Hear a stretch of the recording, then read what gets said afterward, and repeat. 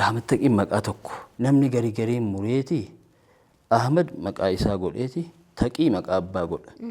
Hoggaa fedhan hundee Taqii faa jedhan barreessanii hundee Taqii kana jee na ajaa'iba. Daawwattoonni keenya maqaan isaa kasirriidha Ahmad Taqii. Abbaan isaa immoo Sheekh Muhammad Rashiid. Kunis maqaa tokko sadii fakkaata Sheekh Muhammad Rashiid maqaan. Sheekh Muhammad Rashaadii miti akkas warri jedhu ni jira. Sheekh Muhammad Rashiid. Kasii hundeen maqaa qabsoo isaati. Amma kitaaba kana yoos galaalti dubbifte Ahmad Taqii jeetiin barreesse bakkuma takkatti hundee jee.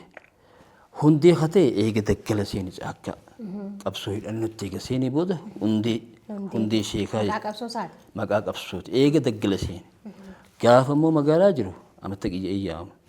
Kun kitaabni haguma qabsoo isaa ta magaalaa gaafa jiru godhe san dubbataa qabsoo hidhannuudhaa eega ilamu qilxuu biyya alaatii dhufee isa wajjin godhe san immoo san kitaaba lammaffaa keessatti ilaalla je'eetiin adda dhaabee